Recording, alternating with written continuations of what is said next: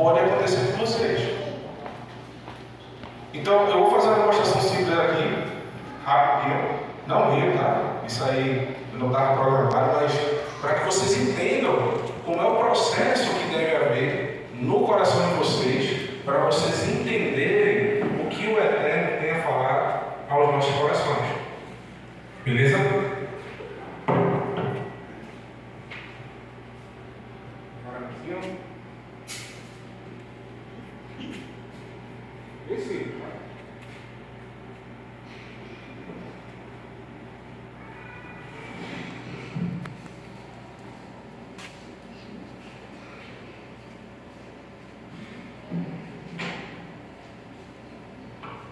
Esse copo aqui, pessoal, representa todos nós somos vasos, não é isso? Ele vazio assim, o vento sopra, leva, você vai ser levado para qualquer vento de doutrina, concorda? Pode colocar o que quiser aqui nesse copo, não é isso? Esse refrigerante aqui, esse Guaraná, vai trazer para vocês uma doutrina errada. Uma doutrina que foi colocada para vocês. É líquido, é gostoso, todo mundo quer tomar, não é isso? Acabou da grana, todo mundo quer tomar o Brasil. Mas a palavra do Eterno diz que ela é uma água. Se você já está com o seu copo cheio de doutrinas, do que quer que seja, você vai encher esse copo.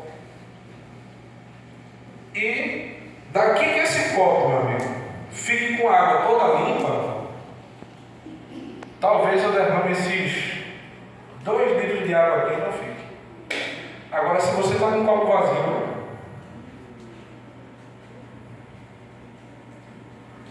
resolvido o problema. Então, todos vocês, quando forem estudar as Escrituras, se esvaziem o copo. Porque um copo cheio para você, retirar ele, todo o líquido ruim, todo o líquido errado, todo o líquido enganoso que tiver nele, vai demorar. Então, assim, para mim, porque eu cheguei nisso? Para mim foi muito mais fácil entender as Escrituras, porque eu não vim de nenhum processo de sistema religioso. A gente falou, o professor Marcos Felipe falou sobre as questões da religiosidade. O professor Marlon ontem deu uma aula perfeita sobre a religiosidade. E hoje vocês vão ver o que a religiosidade transformou um dos homens que tiveram, que passaram ensinamentos tão bons e tão perfeitos, transformaram ele literalmente numa pessoa que negou ao próprio Messias com as suas afirmações. Isso em tese, isso segundo os conceitos religiosos.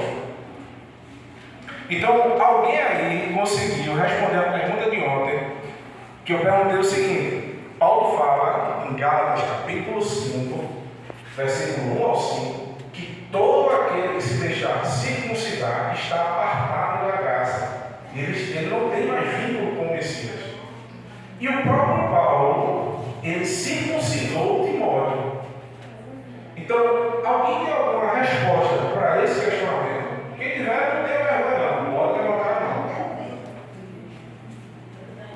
Agora eu tenho uma pergunta diferente. Alguém aí ficou em dúvida sobre esse questionamento? Alguém achou estranho isso aí? Achou tudo isso normal? Ele dizer que está apartado da graça e circuncidar de modo está normal, está certo? Pode responder. Pode ter sido um erro de interpretação. Pode, com certeza. Um erro de interpretação bíblica, tanto até o erro de transliteração do texto, ou mesmo na interpretação teológica. E a gente vai ver, começando agora, os slides, o Paulo que você não conheceu. A gente vai ver palavras ambíguas e a gente vai tentar entender no final de tudo,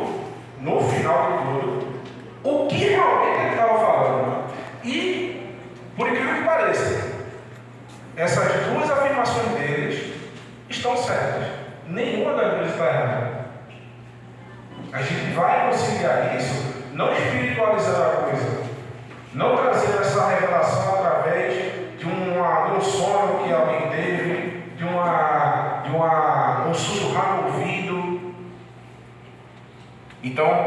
disso a gente vai entender. Quem é Paulo? Brit Millar, esse primeiro slide eu fiz com a tradução dessa Bíblia aqui, acho bastante interessante, a Bíblia Judaica Completa. Mas vocês, como o irmão Marlon passou ontem, vão encontrar a verdade também com a Bíblia João Ferreira de Almeida.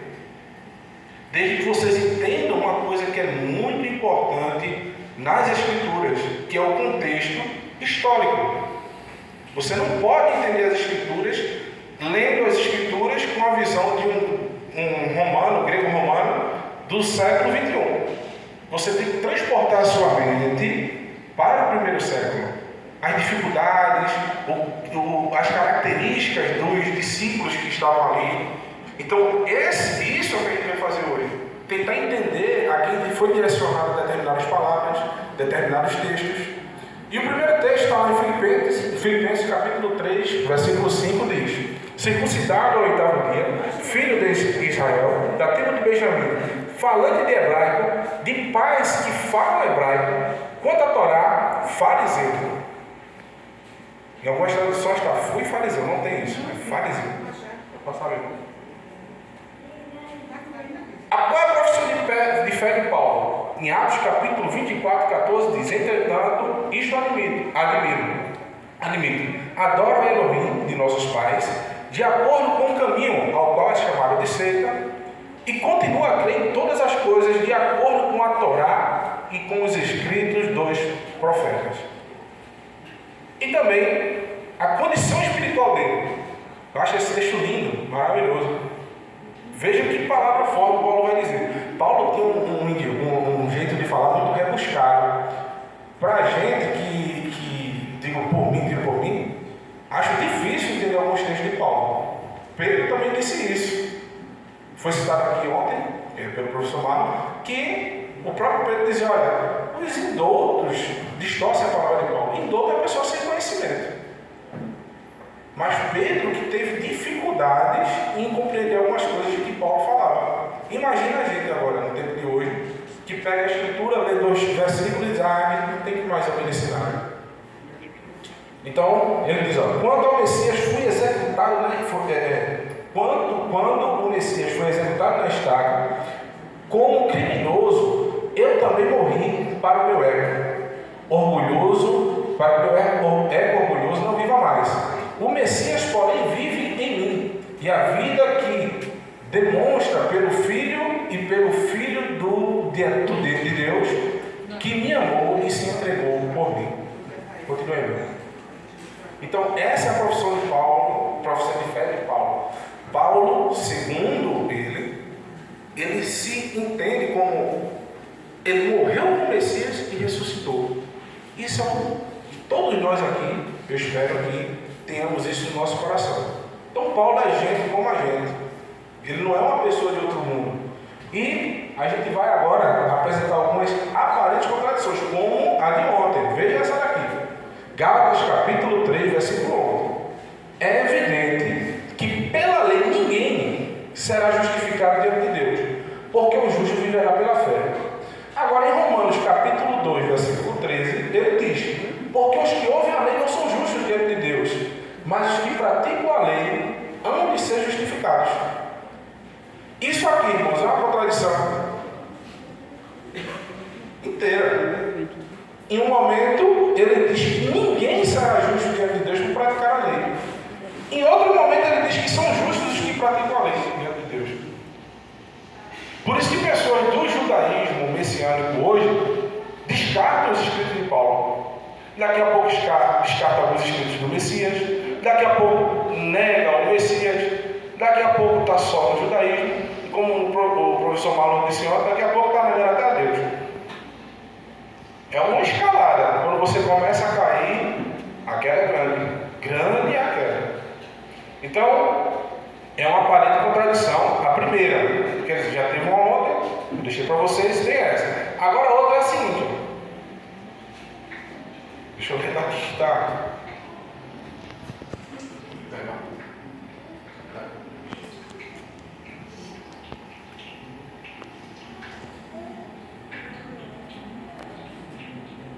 A segunda contradição de hoje é a seguinte: Em Gálatas capítulo 3:10 diz: todos aqueles, pois, que são das obras da lei, estão debaixo de maldição. Então, o que é que a mentalidade dos estudiosos, dos teólogos, dizem? Que quem está querendo praticar a Torá está debaixo de maldição. Se alguém que chega para vocês hoje, que estão nesse novo caminho, e demonstra, e traz um texto desse, muitos vão pisar numa caixa de banana. Vão gaguejar, vão ficar se tremendo, não sabem o que responder. Porque o texto é bem claro: todos que são das obras da lei estão debaixo de maldição. Porque está escrito: maldito todo aquele que não permanecer em todas as coisas que estão escritas no livro da lei para fazê-las. Vou passar.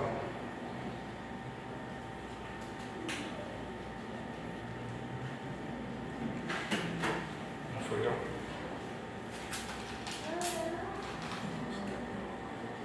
Ouvindo eles, glorificaram ao Senhor e disseram: bem vês, irmãos, quanto milhares de judeus há que creem, e todos eles são zelosos da lei. Então seria Paulo, pergunta de novo, um louco, porque num momento ele diz que quem está praticando a lei está debaixo de maldição. Em outro momento, ele e os apóstolos glorificam o Eterno porque existiam pessoas que ainda continuavam guardando a lei.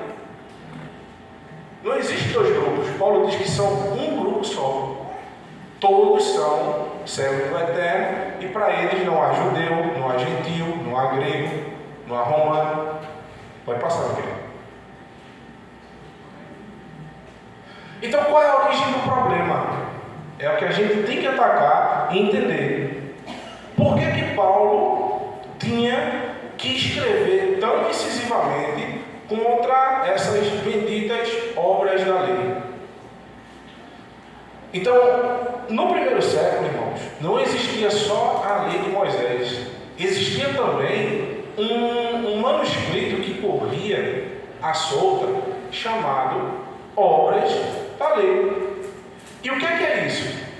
Deus também transmitiu a Moisés a Torá oral, a Torá Shebealpê, que consiste das interpretações e explicações dos mandamentos da Torá escrita por Moisés, que possui o mais alto grau de profecia. Por isso Deus podia ensinar-lhe a Torá oral, de forma abrangente e detalhada. Homem qualquer fala comigo, fala a seu amigo.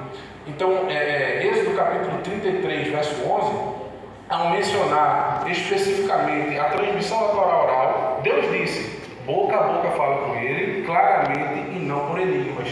Então, os rabinos, para validar os seus ensinamentos de homens, que a gente conhece hoje como a liturgia do sistema religioso, eles diziam que essa interpretação dos homens não provém dos homens, provinha do Eterno, que foi passada oralmente, boca a boca, e chegou para Moisés, depois para os 70 que Moisés instruiu, e foi passando para os rabinos, tendo assim o poder na mão dos rabinos. Antigamente, irmão, vamos para o contexto histórico. Cada pessoa aqui tem uma Bíblia, levanta a mão, todo mundo tem Bíblia aí na mão? Antigamente, todo mundo tinha uma Bíblia na mão. Era barato ter um rolo da Escritura. Hoje não é. Se você pegar um rolo nos mesmos moldes da Escritura no primeiro século, era caríssimo. Só quem tinha os rolos das Escrituras eram os rabinos, os fariseus. Eles que detinham conhecimento. A maioria da população não sabia nem ler e escrever. Eles iam até a sinagoga no sábado e era lida a Torá e os profetas para o povo, e depois os rabinos começavam a citar leis humanas, leis orais, além da Torá. Então o povo não sabia o que era mais Torá e o que era ensinamento humano.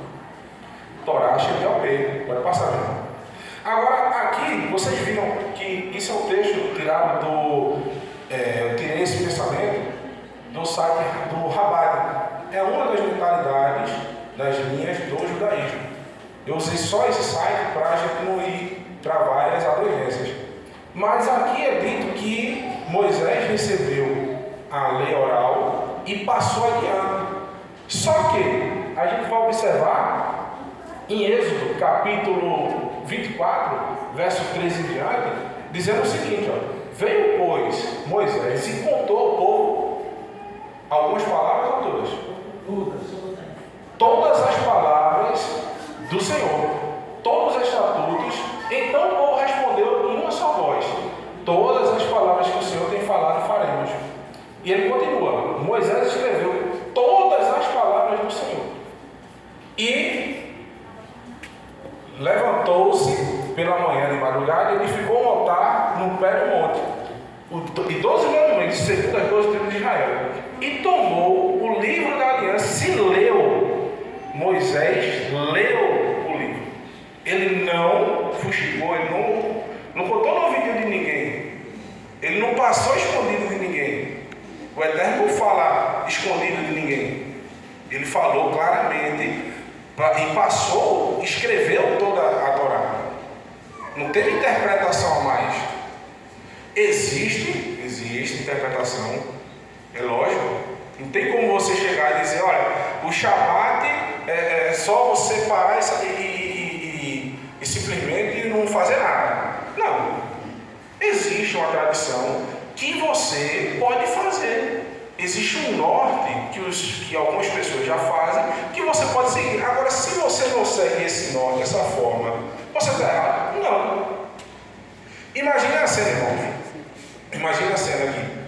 Uma criancinha andando de bicicleta e você está com aquelas rodinhas, não é isso?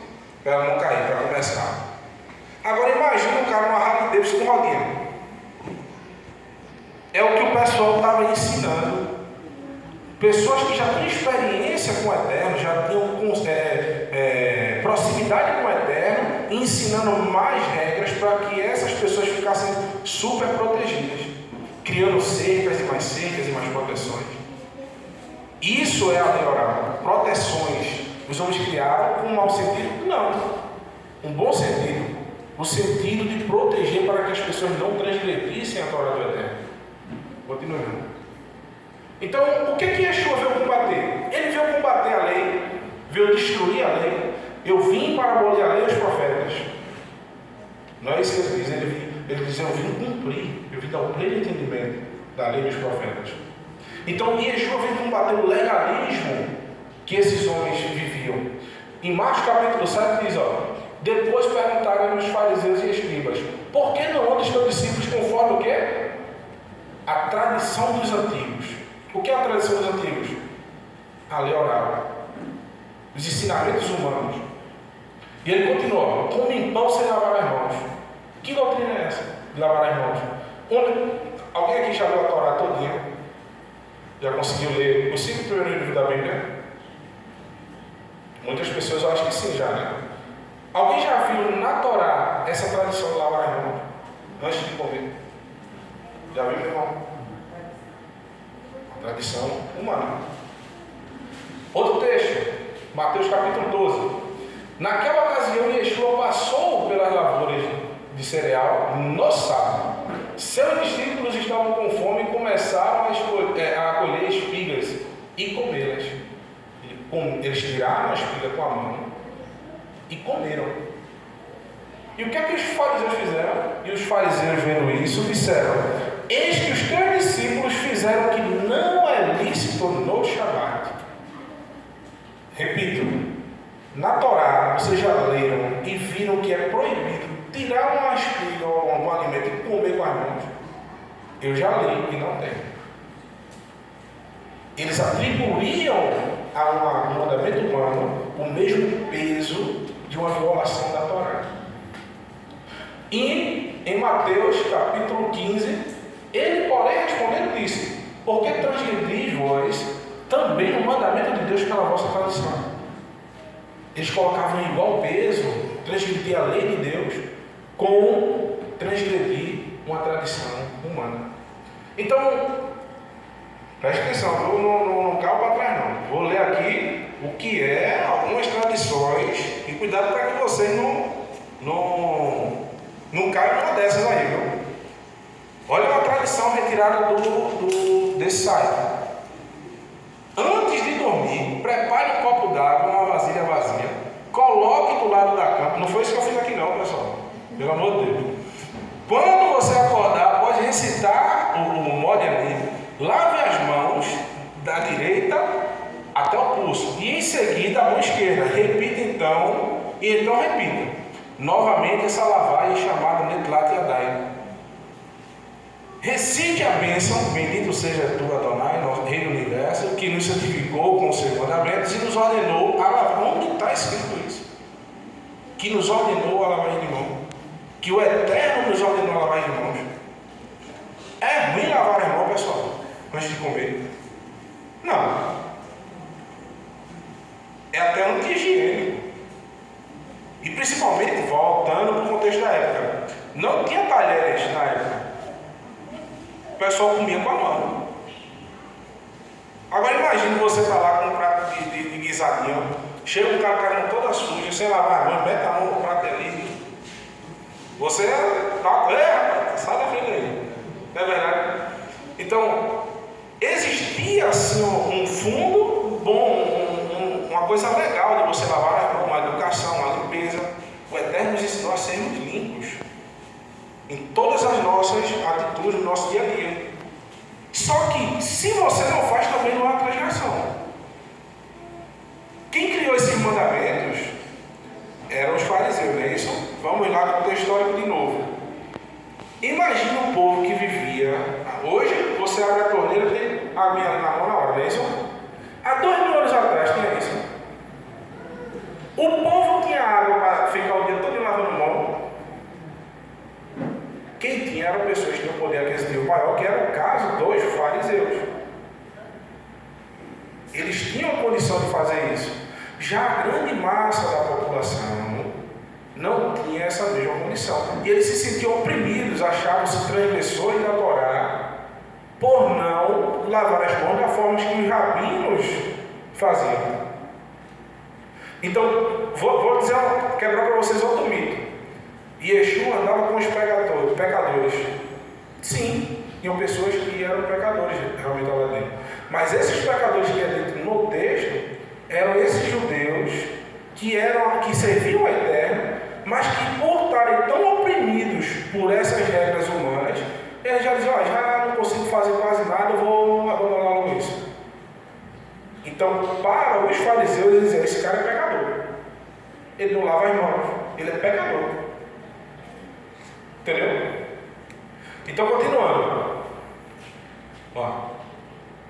Desenraizar, isso é o primeiro texto, fala diretamente com Marcos capítulo 7, Mateus capítulo 15. O lavar de mãos é um mandamento humano. Está aqui na Mishnah, no Talmud. Então, o outro mandamento, ó, desenraizar uma planta do local onde cresceu. Exemplos práticos dessa proibição: cortar uma grama, colher frutas, no caso dos apóstolos, certo? Nossos sábios proibiram subir em uma árvore ou embalar-se numa balança ou pendurar-se no galho. Então é uma proibição rabínica, não da Torá. Não é uma proibição do Eterno. Então, qual era a falsa acusação? A falsa acusação era de transgressão dessas ordens. Um exemplo claro. Muitos pegam esse texto aqui para dizer, olha, eu preciso transgredir o sábado. O que é a transgressão do sábado? É um pecado, não é isso? Se o Messias transgredir o sábado, ele pode ser o nosso Messias, porque ele estaria em pecado. Então a nossa fala, a gente não teria mais o argumento de dizer, o Messias, Jesus ou Yeshua, nunca pecou. Por quê? Ele transgrediu o sábado e ele pecou. Ponto final. Então, olha o texto. João capítulo 5, verso 9 diz: logo aquele homem ficou são, tomou seu leito e andava. Aquele dia era sábado. E Yeshua fazia para provocar, pessoal. Ele era aquele cara que pisava no cara que nem eu estou aqui com o dedo com o encravado. Ele ia lá e aquela pisadinha. Então, no sábado ele foi lá e curou aquele homem. Aí ele diz: por isso, pois, os judeus ainda mais procuravam matá-lo, porque não só violava o sábado, mas também se dizia que Deus era o seu próprio Pai, fazendo-se igual a Deus. Só que se você ler essa palavra no grego, olha o que está escrito, a palavra luo, soltar, libertar, dissolver. Em hebraico, então está a palavra halel, que é profanar e transpassar. Por que eu coloquei essas duas palavras nessa definição, tanto em grego quanto em hebraico?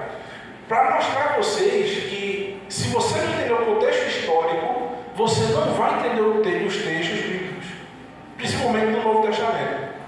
Porque até hoje, em Israel, quando alguém, existe um debate rabínico, é sempre assim. O Talmud, por exemplo, é escrito entre debates rabínicos acerca dos mandamentos da Torá. E quando algum rabino está lá naquele debate, é bem incisivo. Então, quando um está dizendo que ele está errado, ele não diz, ó, você está errado, ele diz, você está assassinando a Torá. O que é que está escrito ali? Transpassar, assassinar. Você está profanando, assassinando, destruindo. Já em grego tem um som, a fonética, o sentido de dissolver, de soltar.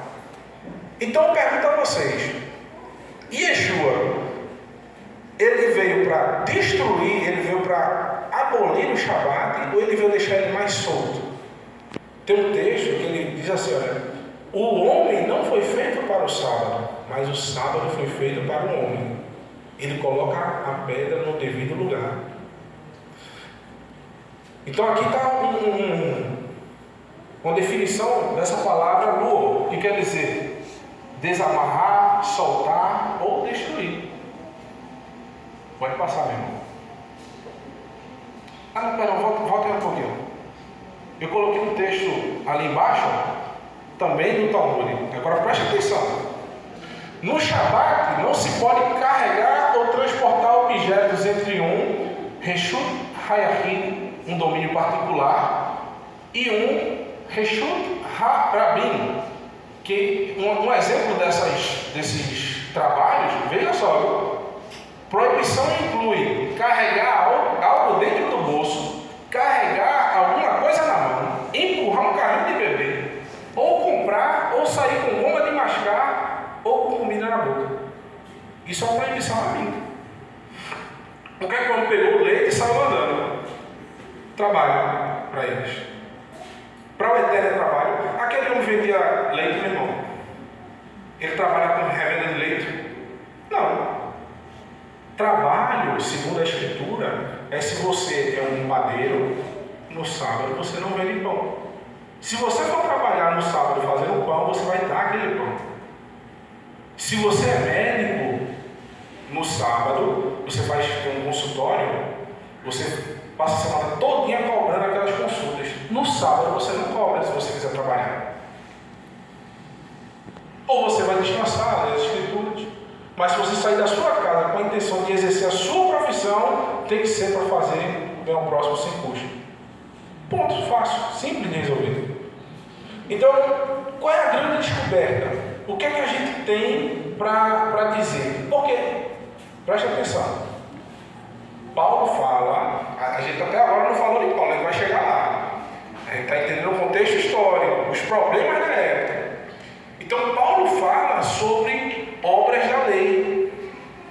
Só que até 1900, preste atenção, 1947, entre 1947 e 1956, veja quanto tempo se passou, 1900 anos. Ninguém ia associar que Paulo estava falando do Talmud. Por que ele não podia associar isso? Porque o Talmud, que é justamente essa discussão da lei oral, só foi escrita 400 anos depois do Messias. Paulo viveu nesse tempo?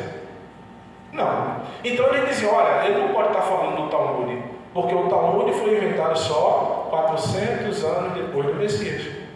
O início do Talmud se dá na Mishnah. A Mishnah foi quando os romanos invadiram o primeiro templo, destruíram lá o primeiro templo, o segundo templo, perdão. E o que aconteceu? Os judeus começaram a perder essas histórias, essas leis orais. Eles não tinham mais essa didática de estar passando oralmente. Então, um rabino, Yehudá Hanassi, se eu não me engano, me corrigirá esse nome, se eu não me engano, Yehudá Hanassi, ele foi o primeiro a compilar essas leis orais e começar a escrever, porque ele não escrevia essas leis orais, eles só passavam oralmente. Então, os estudiosos diziam: Paulo não está falando de lei oral, porque ela só existiu 400 anos depois do Messias.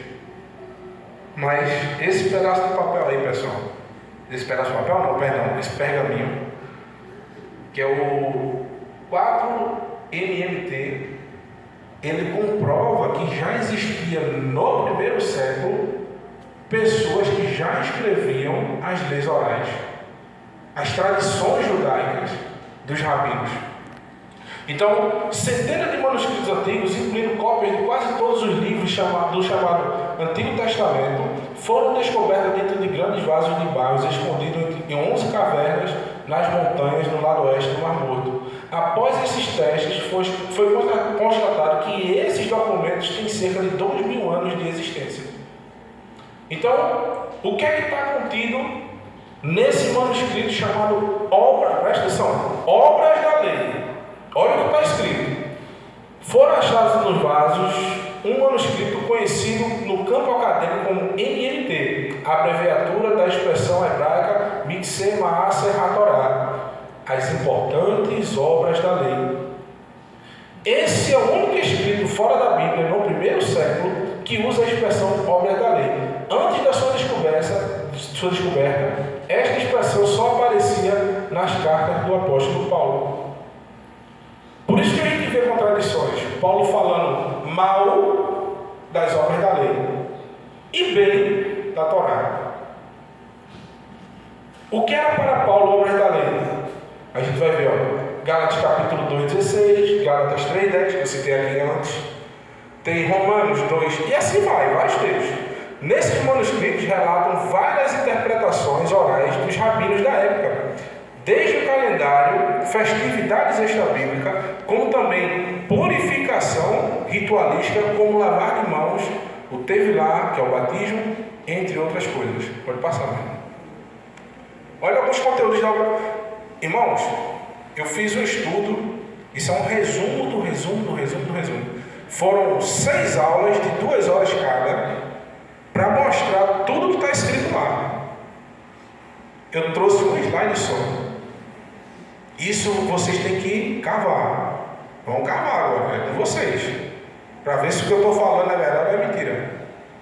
Se isso aqui, meus irmãos, depois de hoje, vocês não estudarem as escrituras de uma forma, com uma visão melhor, vocês não reorganizarem o quebra-cabeça que está desmontado, a primeira coisa que tem que fazer é isso aqui, joga o copo que está com aquele refrigerantezinho fora e bota uma água limpa. Esvazia o copo. Primeira coisa que você tem que fazer é essa mentalidade aí. Veja o que está escrito, Agora escrevemos a vocês, isso é o texto de um dos textos do manuscrito. Escrevemos a vocês algumas das obras da lei, aquelas que determinamos, ou seja, os rabinos, que fossem ser benéficas a vocês e deverão ser reconhecidas para vocês como justiça. Mandamentos humanos que seriam justiça. Por que Paulo diz? Todos os que são das obras da lei estão debaixo de maldição. Vocês não são justos diante de Deus pelas obras da lei. Que é a obra da lei? Esse manuscrito. Não é a Torá. E vocês têm feito o que é correto e bom perante Ele, perante Adonai, perante o Eterno. Está lá a seção, as linhas. Outro texto. Os Maaser HaTorah são a base para a Halachot, isto é, as emendas da Torá feitas por rabinos. Esse comentário é retirado de um livro, de um erudito judeu, explicando o que são as obras da lei, o que são esses manuscritos. E diz, o caminho, também inclui leis que não se derivam dos mandamentos da Torá. Uma emenda rabínica, assim como uma lei de proteção, é tão vigente quanto o mandamento da Torá. Isso é um pensamento rabínico, não um pensamento do Eterno. Um homem não pode dizer que tal coisa para o Eterno é pecado. Em alguns locais, uma mulher usar, como foi citado ontem, uma mulher usar calça comprida é o quê? É pecado, é isso? Às vezes, essa pessoa voltar para a sua denominação, ela pode ser até disciplinada. Mas como não sou servo do Eterno, todo mundo serve ao Messias, vocês estão aqui para ver um culto ou um aprendizado sobre um Deus estranho ou sobre o Deus de Israel? Mas como é que um irmão, só porque é de outra denominação, vai ser disciplinado por conta disso? Tem lógica. Porque isso é um mandamento, emenda cristã hoje. Não pensem, irmãos, que isso se restringe somente ao povo judeu, não. Isso existe hoje, está intrínseco, em todas as religiões, sem exceção. Criações de homens, criação de mandamentos, de instruções, doutrinas em cima de textos errôneos, tudo isso provém do engano. Água limpa. Eu posso derramar isso aqui tudo. Eu tenho certeza, não vai ficar limpa, não, porque você está misturando. A água do Eterno, ela é limpa, só vai entrar em vaso limpo. Vaso sujo não recebe água limpa. A palavra da terra é comparada a leite. O profeta, segundo Jeremias, compara a palavra da terra como leite. Paulo também compara a palavra da terra como leite. Você pega 10.000 litros de leite e pega 1 ml de coca cascavel e bota dentro. Alguém aqui toma? Quem é doido? Você não vai morrer na hora. Vai morrer na hora não. Mas aos poucos aquilo ali vai me matando, concorda? Assim, irmão, é o acréscimo à palavra do Eterno. Ele não mata de uma vez, não. Mas aos pouquinhos, pouco a pouco, ele vai matando. Assim como a sua evolução é meado, pouco a pouco, assim também é a obra do inimigo.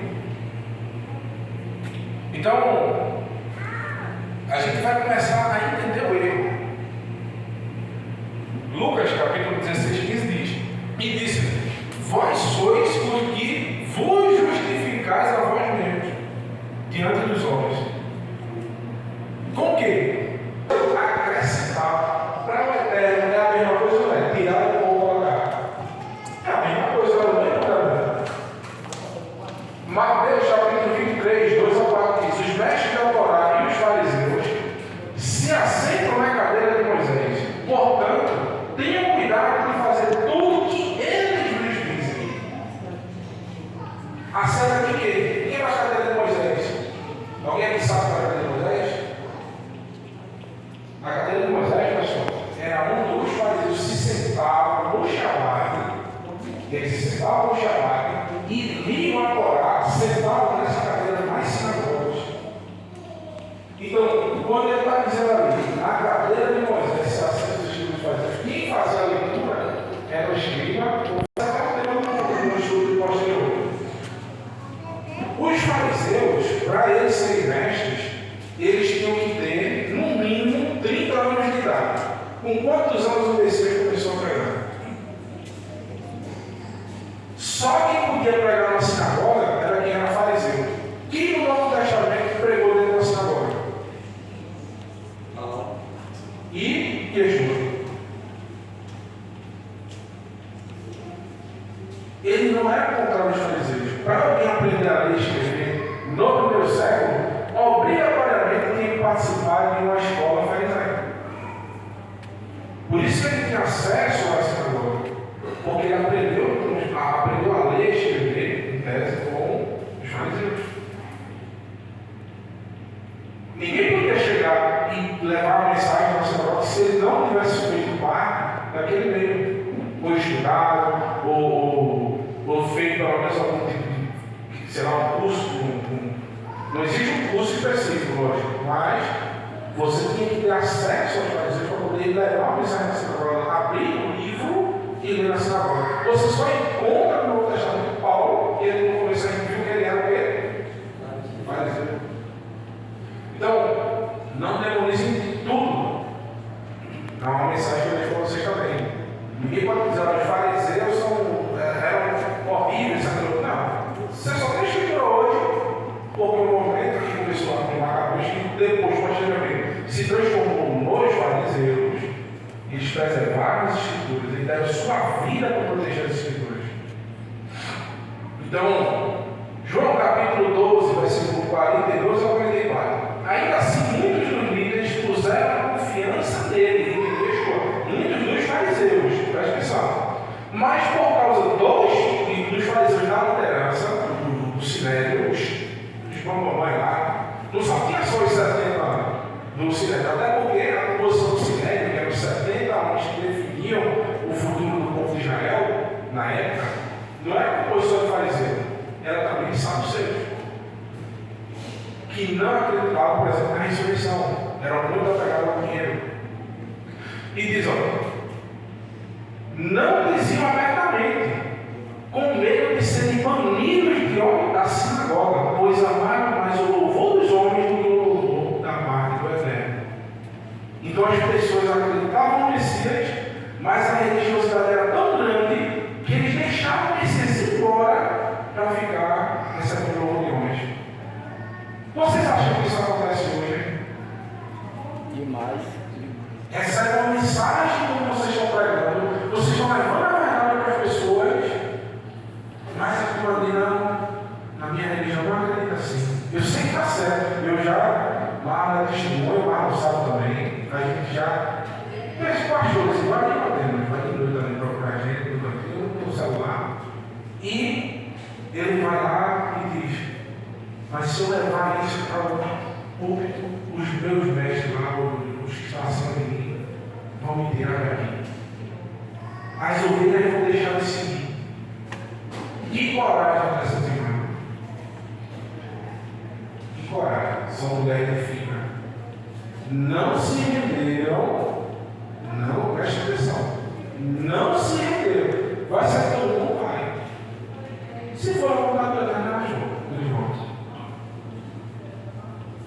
A irmã Tânia, a irmã Cleide, a amiga de Diego, todos os outros vocês aí que estão à frente dessa batalha, meu irmão Ronaldo, você, meu irmão. Vocês são fortes, meus queridos. Não pode se curvar por qualquer animosidade, porque, eu vou perder determinadas pessoas, eu não vou desagradar o que está acima de mim. Pior é desagradar o que está lá em cima. É muito pior. Muito pior. Então, a gente vai começar a juntar as peças desse quebra-cabeça agora. Quando a gente contextualizou tudo, a gente fez um apanhado. Por isso, nenhuma carne será justificada diante dele pelas. É a lei, mas é isso aí? Não. O que a gente viu os rabinos escreveram lá no manuscrito? Vocês serão justos diante dele se vocês praticarem as ordens da lei. O que é que Paulo está dizendo? Não. Essa ideia está errada. Nenhuma carne será justificada diante do Eterno por tradições humanas, por legalismo.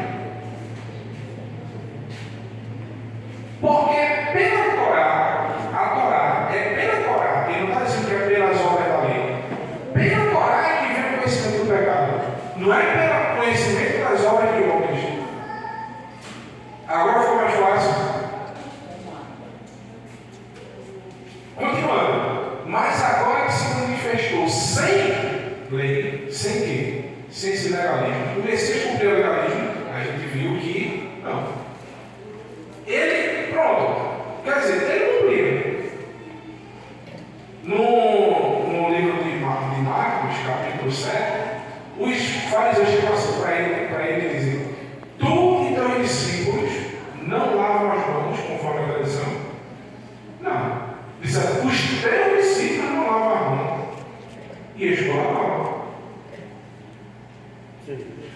Entendeu?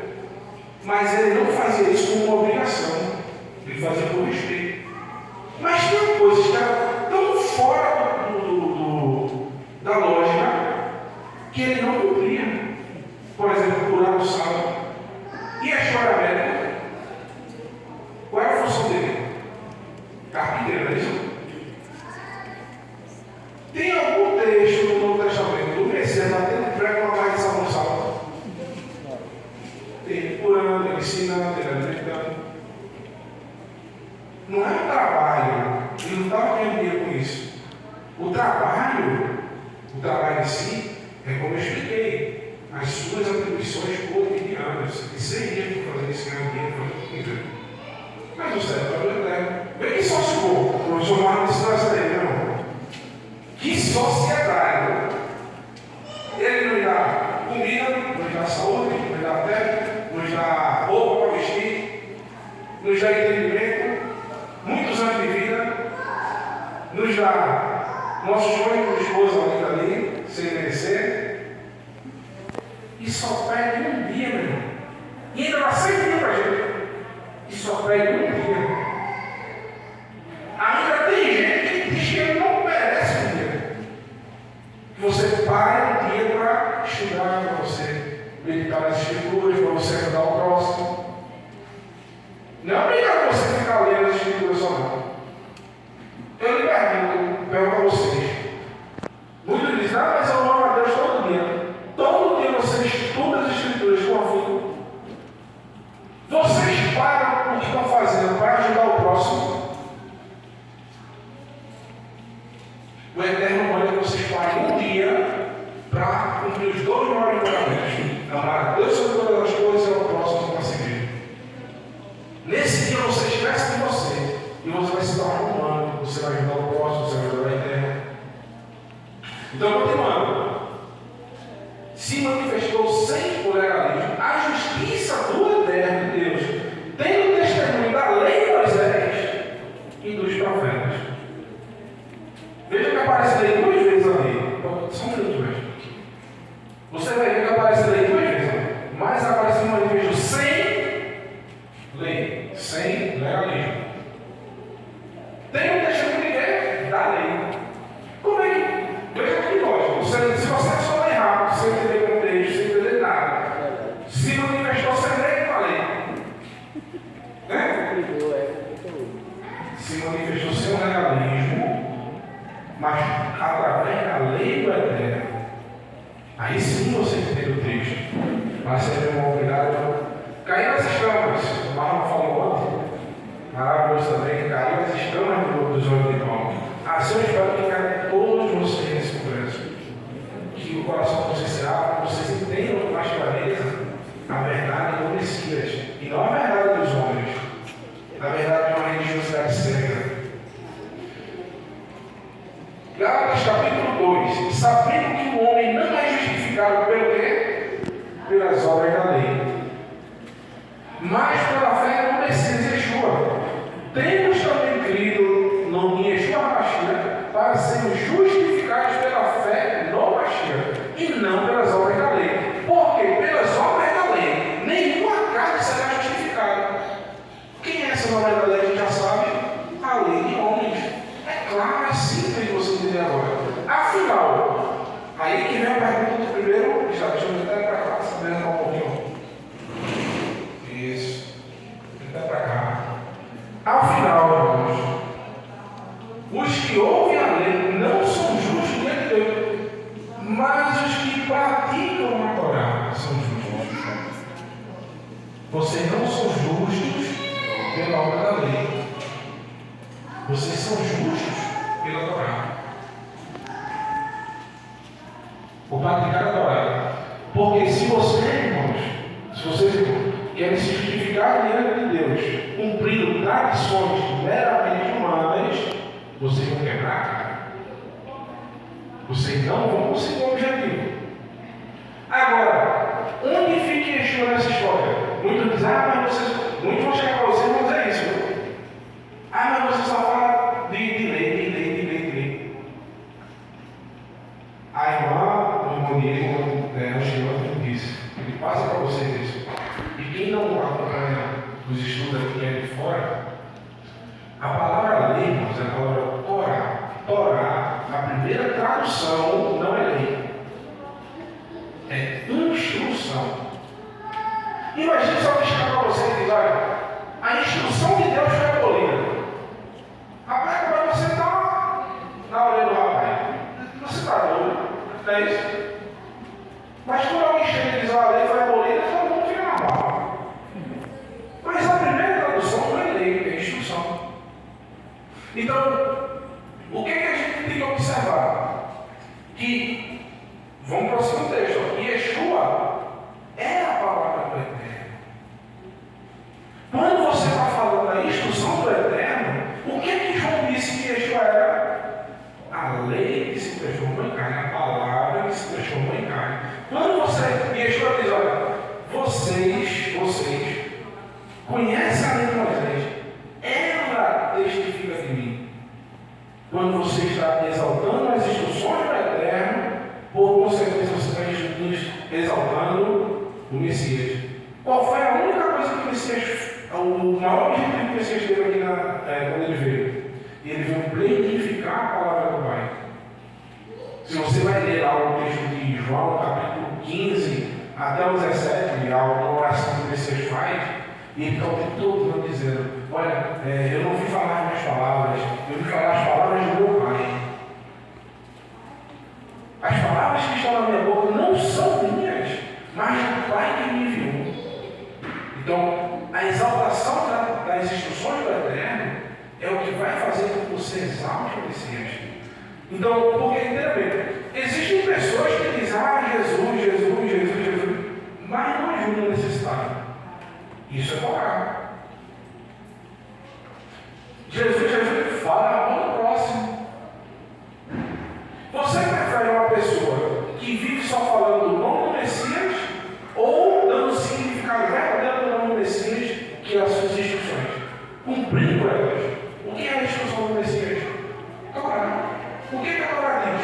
Não fale mal do seu próximo, não minta para o seu próximo, ajude o necessitado.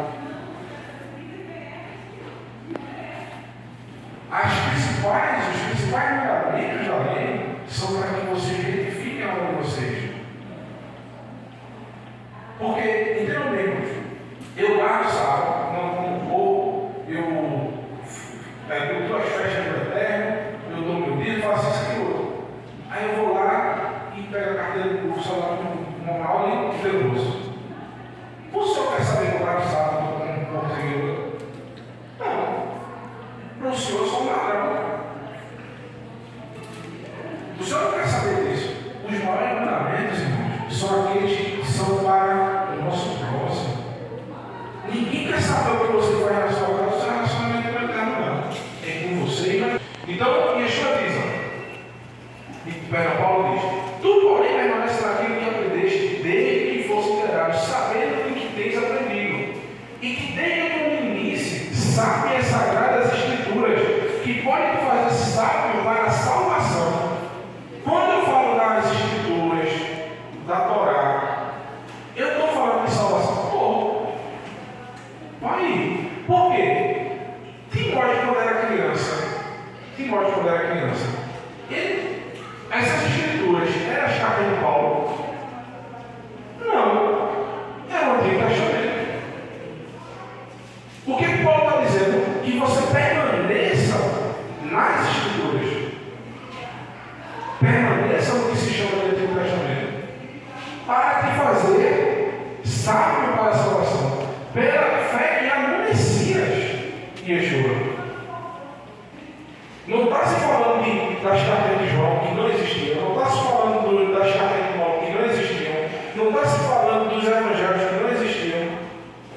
Está se falando do Antigo Testamento. E ele está dizendo que essas palavras vão fazer sábio para a fé que há no Messias. A fé no Messias é a fé na Escritura.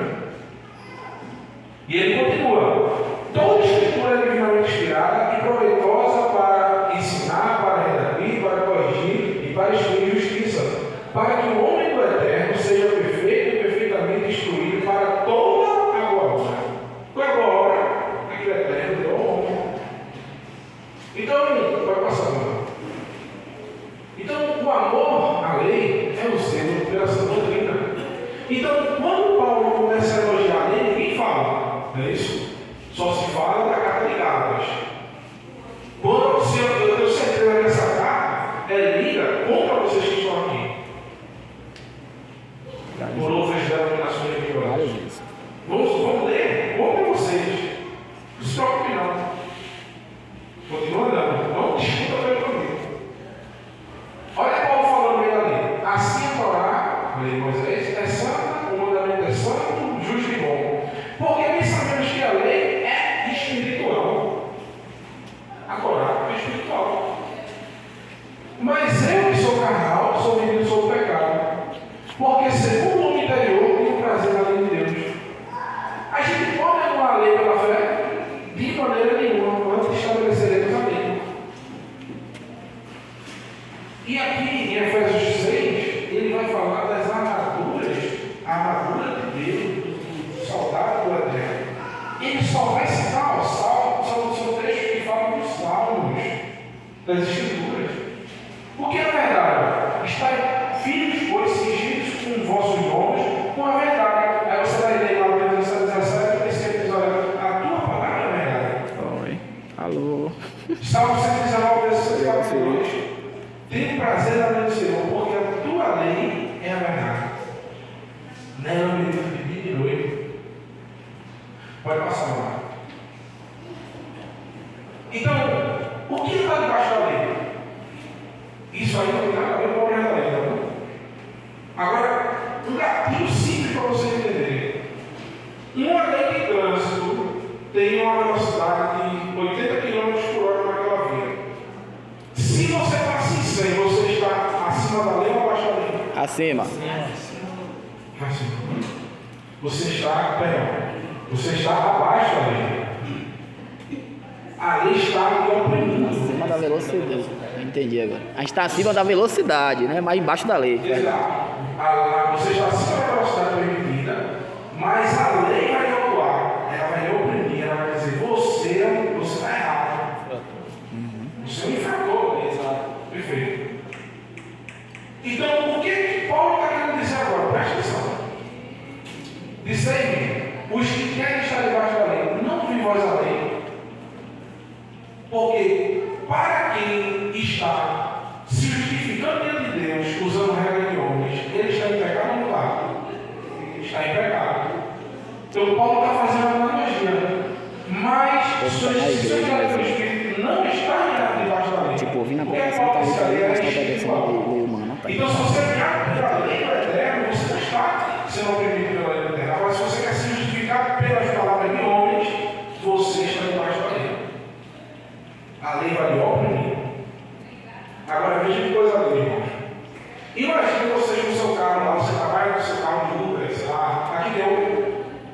Tem, né? Pronto, você tem o seu carro de Uber, está com o carro atrasado, está cheio de luta, está com uma parcela até. Está todo mundo para atrás de você, né? Para ele, né? Para lhe lascar. Aí parou lá, sabe?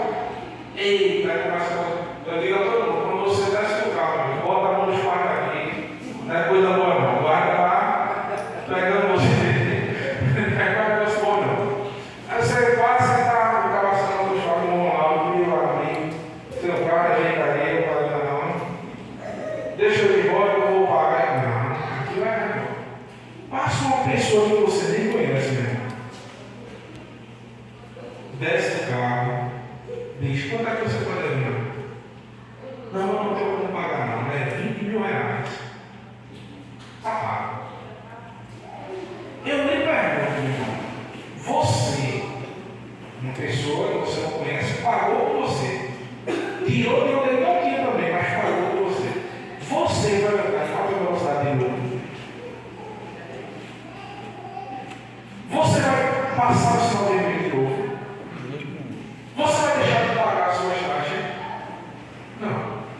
Você vai ter uma renovação na sua mente. Assim Yeshua pagou por todos nós, na cruz, o que nos era devido, que ele pedia a nossa vida. O Eterno diz: toda alma que pecar morrerá. E Yeshua pagou Aí o que ele diz? Que vocês não voltem a transgredir. Isso é nascer de novo.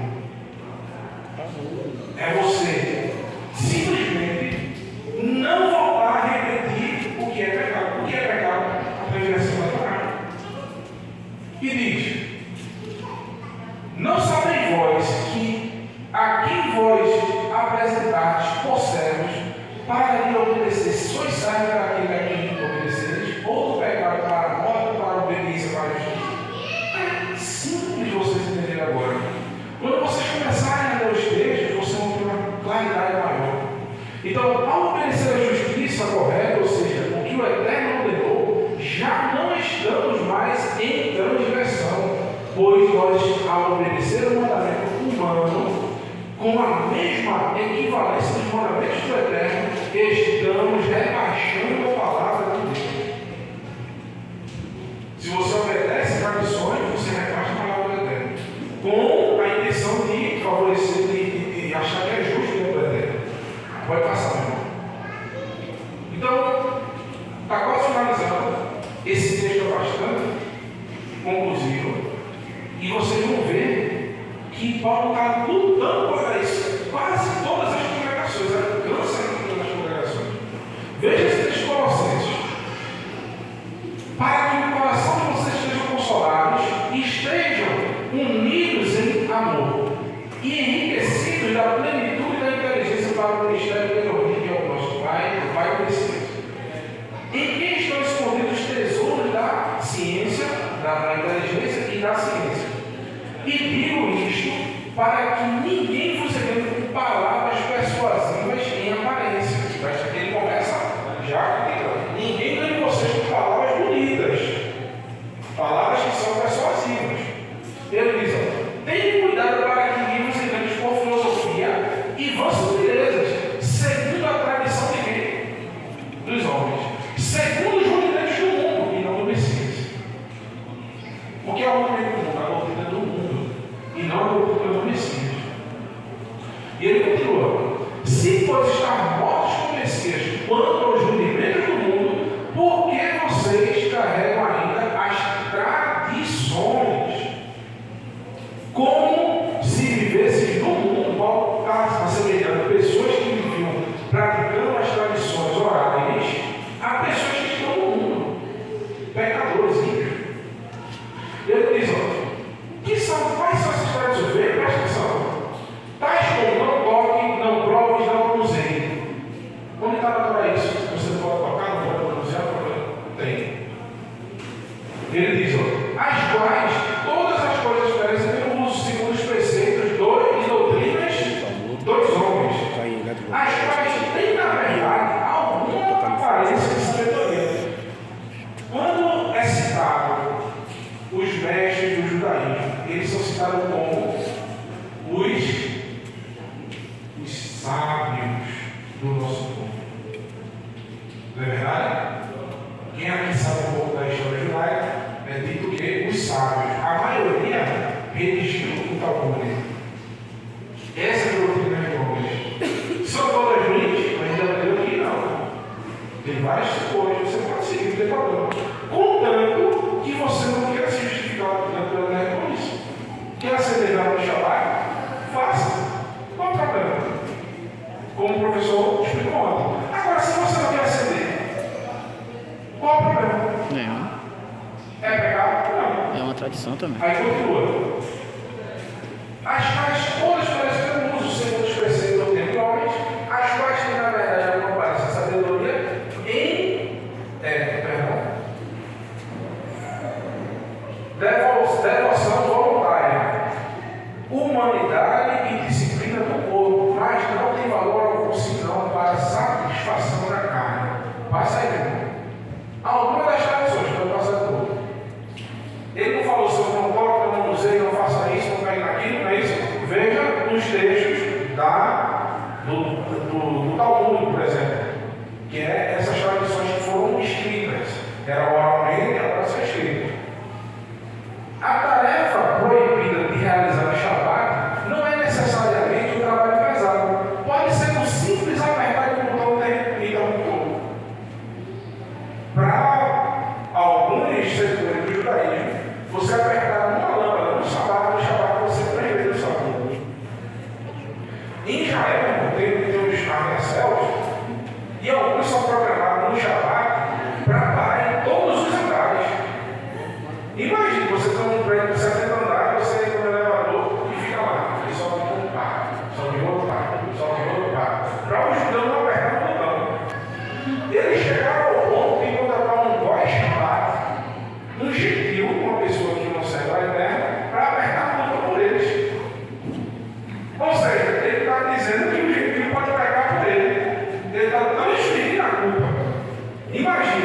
tradição.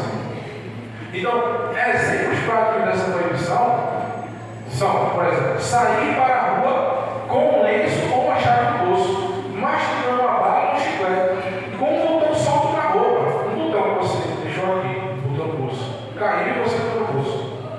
Veja só. Com óculos de leitura ou de sol, entregar ou jogar um objeto pela janela da porta da residência particular para alguém que se encontra na rua ou vice-versa. A proibição de manusear objetos proibidos, como máquina fotográfica, instrumento musical, caneta, vela, fósforo, tesoura e assim vai. Proibido manusear animais, qualquer coisa em geral. É um peso ou não é? O Messias vem nos ensinar que não é isso o conceito do chamado. O chamado foi feito para você, e não ao contrário. Pode passar. Eu não vou ler esse texto, tá? O texto do autor cristão. Eu recomendo a vocês um livro. Eu vou deixar esse PDF, a irmã Ana vai passar para vocês aí, e a irmã Denise, também. Irmão Diego. É um livro que fala sobre o manual dos usos e costumes dos tempos bíblicos. Esse livro, irmãos, vai ter várias imagens com desenhos, por exemplo, de como era a roupa da época, como era a cidade, as casas, como era a lamparina. E nesse texto que eu tenho ali atrás, o autor, que é cristão, 100% cristão, ele diz que os judeus perderam a essência. No meio do livro, assim, eu me espantei aqui. Porque ele diz que os judeus perderam a essência. Aquilo que era para ser uma bênção, que ele fala da Torá como bênção, eles transformaram em maldição. Com o peso do legalismo farisaico. Hoje, irmãos, está 1000 vezes pior. Ele não sabe, como o Marlon falou ontem, ele não sabe mais nem o que é o profeta Isaías. Só sabe o que é tradição. Isso foi criando um peso, foi colocando várias coisas que hoje não se enxerga mais a escritura. Só se enxerga o legalismo dos homens. Pode passar. Qual é a conclusão de tudo? Shaul jamais falou o nome da Torá de Adonai, que ele considera perfeita. Vamos lá no capítulo 7 das todas as coisas. Também quer absolver a observância da Torá, nos justificará. Romanos capítulo 2, versículo 13. E também que a palavra de Elohim deve ser a nossa armadura. Efésios capítulo 6. O que nós observamos é Shaul lutar contra os mandamentos de homem, coisa que ele mesmo praticava e que depois de entender que tudo aquilo não tinha feito algum diante do Eterno, ele afirma. Olha que texto agora você vai entender o que é que Paulo diz que essas tradições são. Esse texto eu fiz questão de redigir essa tradução aqui, Bíblia Judaica Completa. Veja o que está o texto.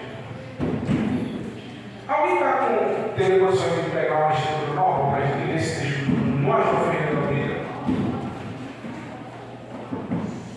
Pode abrir aí enquanto eu ler aqui, tá? Filipenses capítulo 3, versículo 8. Diz o seguinte: não apenas isso, considero todas as coisas inferiores em comparação com o valor supremo de conhecer o Messias Yeshua como meu Senhor. Por causa dele, abri mão de todas as coisas que considero e as considero lixo, a fim de obter o Messias e ser encontrado unido a ele, desprovido de qualquer justiça pessoal baseada no legalismo. Possuidor, porém, da justiça decorrente da fidelidade do Messias, justiça proveniente de Elohim com base na sua confiança. Ele está dizendo que considera lixo o quê? O legalismo farisaico. Ele continua. Aí a gente continua para concluir. Alguém conseguiu abrir aí? O versículo 1. Essa letra está fechada a vista. 3, 9. Deixa eu só achar. E o versículo: não tem na minha própria justiça procedente da lei. Ou seja, aqui o texto está dizendo que a lei é lixo.